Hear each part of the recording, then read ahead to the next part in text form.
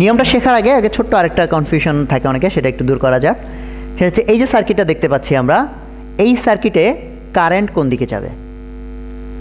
এখন এই ভোল্টেজ সোর্সের অবস্থাটা দেখো, এদিকে প্লাস এদিকে মাইনাস, এবং আমরা জানি ভোল্টেজ সোর্স কী করে, এই প্লাস থেকে উচ্চ বিভব থেকে কারেন্টটাকে নিম্ন বিভবের দিকে পাঠানোর চেষ্টা করে, অর্থাৎ এই সোর্সের জন্য কারেন্টটা যাওয়ার কথা এই দিকে।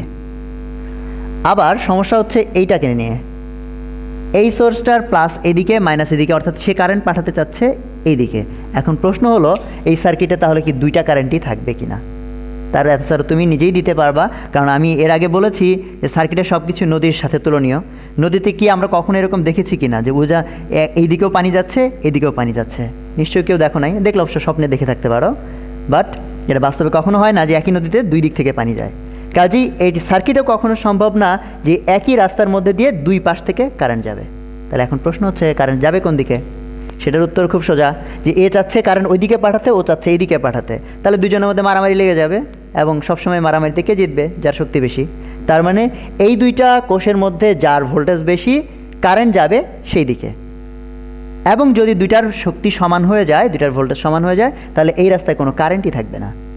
অর্থাৎ আমি উদাহরণ হিসেবে একটু দেখাই, এটার মান যদি হয় 10 ভোল্ট, এটার মান যদি হয় 10 ভোল্ট, তাহলে তুমি দেখবা এখানে কারেন্ট হচ্ছে 0। একটু পরে আমরা এটা অ্যানালাইসিস করাও শিখব। আর এমন যদি হয়, ধরো এটার মান 15 ভোল্ট, ওইটার মান 10 ভোল্ট, কারেন্ট কোন দিকে যাবে? শক্তি বেশি হচ্ছে এটার, তাহলে এর দিকে, এ যে দিকে পাঠাতে চায় সেই দিকে কারেন্ট যাবে। এবং এই টোটাল সার্কিটটা হবে ঠিক এরকম, এটার ইকুইভ্যালেন্টটা হবে এরকম। রোধগুলো রোধের মতোই থাকলো R1 R2। আর এইখানে আমরা দেখো 15 আর 10-এর যদি মারামারি হয়, তাহলে 15 থেকে 10 বিয়োগ যাবে, কারণ এটা উল্টা দিকে আছে, ফলে থাকবে হচ্ছে 5 ভোল্ট। অর্থাৎ এই সার্কিটের যে আচরণ, এই সার্কিটেরও একই আচরণ। এখন নিশ্চয়ই এখানে কারেন্ট বের করা যাবে। এখন কারেন্ট যদি হয় I, তাহলে I ইকুয়াল টু আমরা লিখব E, মানে 5 volt divided by R1 plus R2, কারণ এরা সিরিজে আছে, যোগ করতে হবে। আর আমরা নর্মাল সার্কিট অ্যানালাইসিসে যদি কিছু না বলি, তাহলে ধরে নিব যে অভ্যন্তরীণ রোধ 0, R ইকুয়াল টু 0। ঠিক আছে? অর্থাৎ এখান থেকে আমরা কি শিখলাম? শিখলাম যে একই রাস্তায় কখনো দুই দিকে কারেন্ট থাকতে পারে না। আর তার সাথে আরেকটা একটু জিনিস শিখে নেওয়া যাক, সেটা হচ্ছে কোনো একটা সার্কিটে, আমাদের জন্য এটা একটা সুবিধার ব্যাপার, যখন একটা সার্কিট কমপ্লিকেটেড হবে, যখন আমরা জানবো না যে কারেন্ট কোন দিকে যাবে, সেই ক্ষেত্রে তোমার যেদিকে ইচ্ছা কারেন্ট সেই দিকে ধরে নিবা। যেমন এই ক্ষেত্রে দেখো, E1 আর E2 যদি মান দেওয়া না থাকে, তাহলে এবং তুমি জানো না কোনটা বড়, সেই ক্ষেত্রে তুমি কারেন্ট কোন দিকে ধরবা? ওই দিকে না এইদিকে? অ্যান্সারটা হচ্ছে ইচ্ছা, যেদিকে ইচ্ছা সেদিকে ধরো। এখন প্রশ্ন হচ্ছে যে যেদিকে ইচ্ছা সেদিকে ধরবো, তাহলে হবে কেমনে? হবে এই জন্য, কারণ তুমি যদি কারেন্ট এইদিকে ধরো এবং তারপর অ্যানালাইসিস করে যদি দেখো কারেন্টের মান আসছে পজিটিভ, তাহলে বুঝবা যে কারেন্ট আসলে এদিকেই যাচ্ছে। কিন্তু কারেন্ট যদি এই সার্কিট আসলে ওইদিকে যায়, অথচ তুমি যেহেতু জানো না, তুমি ধরলা এদিকে, তখন তুমি অ্যানালাইসিস করলে দেখবা সেই কারেন্টের মান আসবে নেগেটিভ। তাহলে পজিটিভ অথবা নেগেটিভ দেখে আমি বুঝতে পারবো যে কারেন্ট আসলে আমি যেই দিকে ধরেছি সেদিকে যাচ্ছে নাকি উল্টা দিকে যাচ্ছে। সো এখানকার কনক্লুশন হচ্ছে যে আমাকে আর এটা নিয়ে চিন্তা করতে হবে না কারেন্ট আসলে কোন দিকে যাবে, আমার যেদিকে ইচ্ছা আমি সেদিকে ধরে নেব। এই নিয়মটা শেখানোর কথা ছিল একটু আগে বললাম, তো সেটা এখন দেখা যাক স্টেপ বাই স্টেপ। প্রথম তোমার কাজ হচ্ছে একটা সার্কিটের মধ্যে কয়টা ব্রাঞ্চ বা কয়টা শাখা আছে সেটাকে খুঁজে বের করা। ব্রাঞ্চ মানে হচ্ছে যে তুমি কোনো একটা রাস্তা বরাবর আগাতে থাকলে যতক্ষণ পর্যন্ত অন্য কোনো রাস্তা এসে ওটার সাথে জোড়া না খাবে, বা ওই রাস্তাটা অনেকগুলো রাস্তায় ভাগ না হয়ে যাবে, অতটুকু অংশ হচ্ছে একটা ব্রাঞ্চ। বা আরও যদি ইজিলি বলি, তাহলে হচ্ছে যে অংশটুকুতে কারেন্ট সেম থাকে, ডিভাইডেশন হয় না, সেই অংশটুকু হচ্ছে একটা ব্রাঞ্চ। দেখলে ভালো বোঝা যাবে। যেমন দেখো, এখান থেকে শুরু করে একদম এই পর্যন্ত এই টোটাল রাস্তা একটাই, এবং এখানে এইটুকু অংশের মধ্যে অন্য কোনো রাস্তা এসে জোড়া লাগেনি বা রাস্তা থেকে অন্য রাস্তা বের হয়ে যায়নি, যে এইটুকু হচ্ছে একটা ব্রাঞ্চ। এবং দেখো এইটুকু পুরো অংশে কারেন্ট হবে একটা, কারণ এখানে সবাই আছে সিরিজে। আবার এই পয়েন্ট থেকে এই পয়েন্ট পর্যন্ত এই দিকে চিন্তা করো, এইটুকু একটা ব্রাঞ্চ, কারণ এই টোটাল রাস্তায় সবাই সিরিজে আছে এবং এখান থেকে এইটুকুর মধ্যে রাস্তায় কোনো অংশ কোনো দিকে চলে যায়নি। আবার একইভাবে এই পয়েন্ট থেকে এই পয়েন্ট পর্যন্ত এই দিক দিয়ে চিন্তা করো, এখানেও সবাই সিরিজে আছে এবং এটা আরেকটা ব্রাঞ্চ। তাহলে এই সার্কিটের টোটাল কয়টা ব্রাঞ্চ হলো? 3টা ব্রাঞ্চ, এবং 3টা ব্রাঞ্চ আলাদা আলাদা রাস্তা এবং তাদের কারেন্ট হবে আলাদা আলাদা। তাহলে এখন প্রশ্ন হচ্ছে যে কয়টা ব্রাঞ্চ আমি দেখলাম, তাদের কারেন্টগুলো কোন দিকে হবে? একটু আগেই বলেছি কারেন্ট যেদিকে ইচ্ছা সেদিকে হোক, আমার যেদিকে ইচ্ছা হবে বা যেদিকে মনে হবে আমি সেদিকে ধরবো। তাহলে 3টা ব্রাঞ্চ, সো কারেন্ট থাকবে 3টা। আবারও বলছি, প্রথম কাজ ব্রাঞ্চ খুঁজে বের করবা এবং দ্বিতীয় কাজ হচ্ছে প্রত্যেকটা ব্রাঞ্চের জন্য আলাদা আলাদা কারেন্ট ধরবা এবং কারেন্টের দিক হবে ইচ্ছা মতো। তাহলে আমরা ধরে নিলাম এই ব্রাঞ্চের কারেন্ট কোন দিকে ধরবা, ধরো নিচের দিকে যাচ্ছে এবং সেটার নাম দিয়ে দিলাম আমরা I1। তারপর এই ব্রাঞ্চে যে কারেন্ট থাকবে মনে হচ্ছে উপর দিকে যাবে, তারপর আমি জোর করে ধরলাম যে না এটাও নিচ দিকে যাবে, আমি ধরে নিলাম সেই কারেন্টের নাম হচ্ছে I2।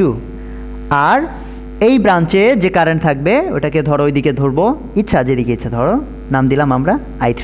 তাহলে কারেন্টের নাম দেওয়া শেষ। এখন আমরা দেখব যে যেহেতু আমরা কেভিএল লিখতে চাই কাজে ভোল্টেজ বের করতে হবে, কিন্তু ভোল্টেজের সামনে আবার প্লাস অথবা মাইনাস দিতে হবে। তাহলে সেটা কিভাবে দিব আমরা, সেটার জন্য নিয়ম হচ্ছে তুমি যে কোনো একটা ব্রাঞ্চ ঘোরো বা এলিমেন্টগুলো দেখতে থাকো একের পর এক, কারেন্ট ওই এলিমেন্টের ভিতরে অর্থাৎ রোধের ক্ষেত্রে কারেন্ট যেদিক দিয়ে ঢুকবে সেদিকে আমরা দিব প্লাস, আর যে পাশ দিয়ে বের হয়ে যাবে সেদিকে দিব মাইনাস। আর ভোল্টেজ সোর্সের ক্ষেত্রে বড় দাগে দিব প্লাস, ছোট দাগে দিব মাইনাস, কারেন্ট যেদিকে ইচ্ছে সেদিকে যাক। তাহলে শুরু করা যাক। ভোল্টেজ সোর্স বড় দাগে প্লাস, ছোট দাগে মাইনাস, এবং এটার ক্ষেত্রে কিন্তু কারেন্ট দেখার কোনো দরকার নাই। এখানে বড় দাগে plus minus plus minus plus minus plus minus, voltage সোর্সগুলোর কাজ শেষ। এখন হচ্ছে রোধের দুই পাশে প্লাস মাইনাস দিতে হবে, কিন্তু সেই ক্ষেত্রে খেয়াল রাখতে হবে কারেন্ট কোন দিক দিয়ে ঢুকছে। যেমন দেখো R6 রোধের মধ্যে দিয়ে কোন কারেন্ট যায়, সেটা আছে এই ব্রাঞ্চে এবং এই ব্রাঞ্চের কারেন্ট হচ্ছে I1। যে I1 কারেন্ট এই পাশে দিয়ে ঢুকছে, সো এই পাশে দিলাম প্লাস, এই পাশে দিলাম মাইনাস। আবার R1 এর মধ্যে দিয়ে কোন কারেন্ট যায়, সেটাও কিন্তু I1, কারণ I1 এইখান থেকে শুরু করে এই পর্যন্ত। তাহলে I1 এটার মধ্যে এই পাশ দিয়ে ঢুকে, তাহলে এটা প্লাস, এই পাশে হচ্ছে মাইনাস। এখন এখানে দেখো R2 এর মধ্যে দিয়ে কারেন্ট উপর থেকে ঢুকতেছে, কাজে এখানে প্লাস এখানে মাইনাস। আবার R3 এর মধ্যে কোন কারেন্ট যায়, I3, এবং সেটার ডিরেকশন হচ্ছে এদিকে। তাহলে এখানে প্লাস এখানে মাইনাস, একইভাবে এটার এখানে প্লাস এখানে মাইনাস, একইভাবে এটার এখানে প্লাস এখানে মাইনাস। তো প্লাস মাইনাস দেওয়া শেষ। এর পরের নিয়ম হচ্ছে যে আমরা সার্কিটের কয়েকটা পয়েন্ট আগে দিয়ে যে কোনো একটা বদ্ধ পথ ঘুরবো, ভিজিট করব। আচ্ছা, তার আগে নাম দিয়ে নেই পয়েন্টগুলোর। এটার নাম দিলাম আমরা A, এখানে নাম দিলাম B, এটা C, এটা D, এটা ধরো E, এটা হচ্ছে F। এখন আমি কিন্তু একটু আগে বলেছি যে কেভিএল লেখার সময় আমরা কেভিএলটা কিন্তু অ্যাপ্লাই করব যে কোনো একটা বদ্ধ পথে। যেমন ধরো আমি একটা পথ বাছাই করলাম, এর থেকে শুরু করে এই পর্যন্ত ঘুরে আবার এ পর্যন্ত, অর্থাৎ পথের নামটা হবে ABEFA। তো এই পথে যখন আমরা ভিজিট করব তখন দেখব এখানে কি কি ভোল্টেজ আছে। যেমন দেখো ভোল্টেজ থাকবে কোথায়, কোষের দুই প্রান্তে আর রোধের দুই প্রান্তে। তাহলে এখানে 1টা 2টা 3টা 4টা 5টা 6টা ভোল্টেজ থাকবে। এখন কোনটার সামনে প্লাস আর কোনটার সামনে মাইনাস। ভিজিট করার সময় তুমি যে কোনো একটা রাস্তা দিয়ে ঘুরো, তুমি ঘুরতে সময় যে কোনো এলিমেন্টে ঢোকার আগে যে চিহ্নটা পাবা সেই চিহ্নটা নিয়ে নাও। তাহলে এখান থেকে যখন আমি এ থেকে বিয়ের দিকে যাচ্ছি, ঢুকতে সময় পাচ্ছি মাইনাস চিহ্ন, তাহলে নিলাম মাইনাস। আর এইটার ভোল্টেজ হবে কত, ভোল্টেজ হবে এটার রোধ হচ্ছে R1 এবং এই ব্রাঞ্চের কারেন্ট হচ্ছে I1। এখন আর কিন্তু কারেন্টের দিক দেখার দরকার নাই, কারণ কারেন্টের দিক অনুসারেই আমরা প্লাস মাইনাস দিয়েছি। এখন জাস্ট কারেন্টের মান বা নামটা হলেই চলবে। এরপর এখান থেকে সামনে গেলে এইবার ভোল্টেজ হচ্ছে E2, এর সাথে কিন্তু আবার কারেন্ট থাকবে না, কারণ কোষের E2টাই হচ্ছে একটা ভোল্টেজ। তাহলে এর সামনে চিহ্নটা হচ্ছে প্লাস। তারপর এইদিকে আসো, ঢুকতে সময় আবার চাপাচ্ছ তুমি প্লাস চিহ্ন প্লাস। এবার রোধ হচ্ছে R2 এবং R2 এর মধ্যে কারেন্ট যাচ্ছে I1 কিন্তু না, কারেন্ট যাচ্ছে I2, যে এখানে I2 হবে। এরপর হচ্ছে E3 এবং ঢুকতে সময় প্লাস চিহ্ন, তাহলে প্লাস E3।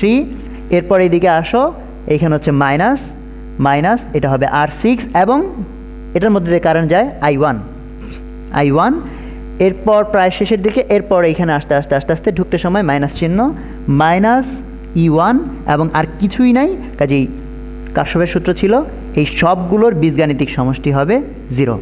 তো খাতায় এখন পরীক্ষায় তোমরা অ্যান্সার করো, এটা মাঝে মধ্যেই দেখা যায় এগুলো সব তোমরা লিখেছো বাট লাস্টের 0টা লেখো নাই। তো তুমি যদি 0 না লেখো স্যার লিখে দিবে, কিন্তু ওইখানে লিখে দিবে না, এখানে লিখে দিবে। সো এটার ব্যাপারে একটু কেয়ারফুল।